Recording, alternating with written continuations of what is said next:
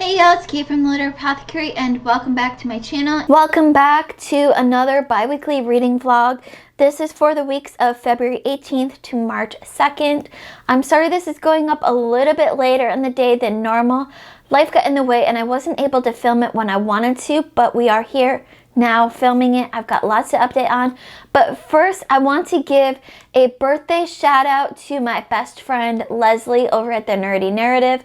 Tomorrow, March 3rd, is Leslie's birthday, and Leslie has been there for me through thick and thin.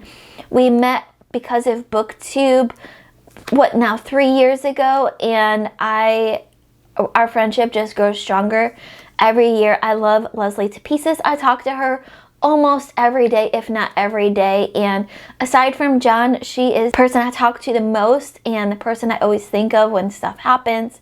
Leslie is the true definition of a best friend, and I just had to say, happy birthday, bestie. I love you, and thank you for being a part of my life. Now let's get on to our reading check-ins. I'm going to start with a short story that I read last week for Short Story Sunday. That is I Was a Teenage Bigfoot by Jim Butcher.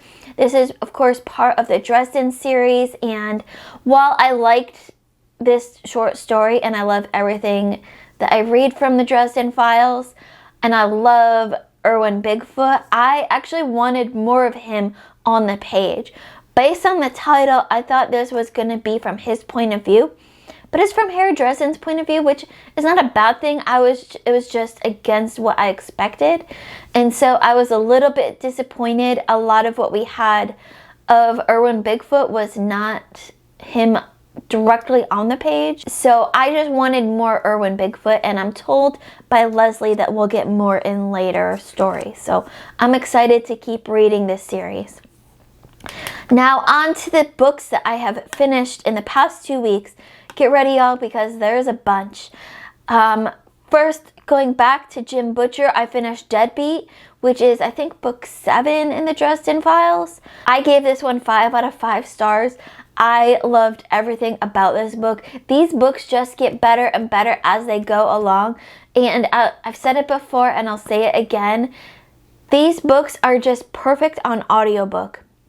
When I started reading this series, I started as an immersion read with the physical copy in front of me with the audiobook playing. But y'all, James Marsden does such a fantastic job narrating these audiobooks that you don't even need the physical copies in front of you. You don't miss anything. He does such an amazing job. The only reason why I want to read these books again, reread with the physical copies in front of me, is so I can jot down some of these wonderful quotes that I've been missing in the audiobooks. But I absolutely loved Deadbeat by Jim Butcher, 5 out of 5 stars. After that, I finished The Delve by Danny Finn. This one I gave 4 out of 5 stars. This is a epic fantasy with LGBT reps, and our main characters are not human, which surprised me, but was a nice surprise. I actually really enjoyed this one more than I thought I did. Once I went back and thought about it, it became a 4-star read for me. When I first finished reading it, I was thinking 3.5 stars. It was good, but it wasn't like anything amazing. But then once I started going through my call pile scores, I started realizing that I liked more aspects of it than I thought I did, and it became a 4-star read for me, and I'm so happy to give Danny Finn a 4-star rating. Next up was Beach Read by Emily Henry. This is a contemporary romance book that I was buddy reading with Leslie at the Nerdy Narrative. I loved this book so much. I gave it 5 out of 5 stars. I felt so seen by this book. Our two main characters are authors who were college rivals and now are grown adults, and they've both been very successful in their own genres. They write completely different books. Gus writes like that, literary fiction, very serious books, and our other main character, who I forget her name right now, which is crazy, she writes romance books, or as they call it in her publishing world, women's fiction. And I absolutely love their banter back and forth, enemies to lovers trope. I loved everything about this. 5 out of 5 stars, and I wrote down so many quotes. I'm going to do a dedicated review for this one, and I can't wait to talk more about Beach Read. Another 5-star read for me that I finished in the past 2 weeks was The Gathering Storm by Robert Jordan and Brandon Sanderson. This is book 12, I think it was, in the Wheel of Time series.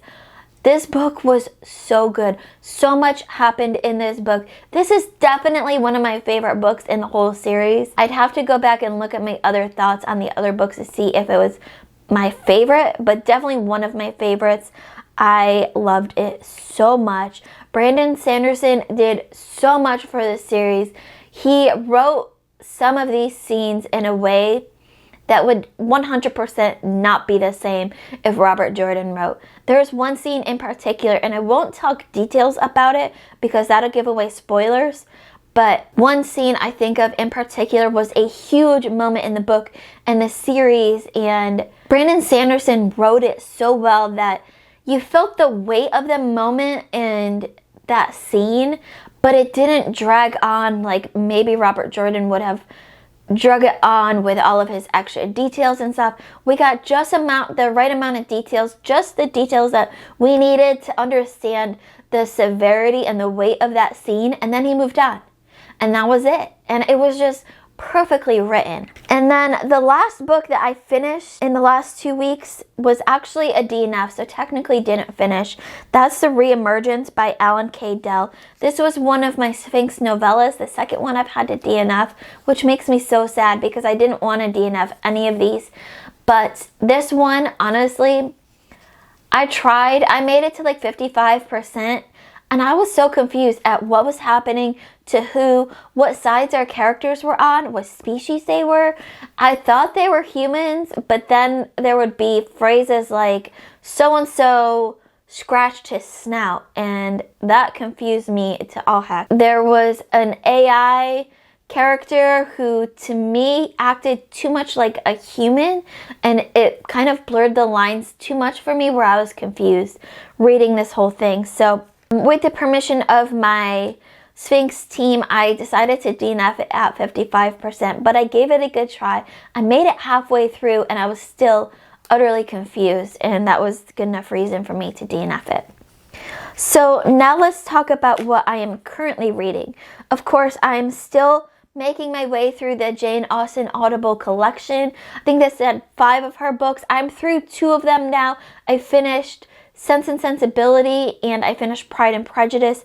I'm on Mansfield Park right now, and I think I'm nearing the end of it. I've only read Mansfield Park once before, so technically it's a reread for me. All of these are rereads, so it's kind of like a new read to me. I don't know how far in the book I am because it doesn't give me that kind of satisfaction, that check-in that you have with physical copies.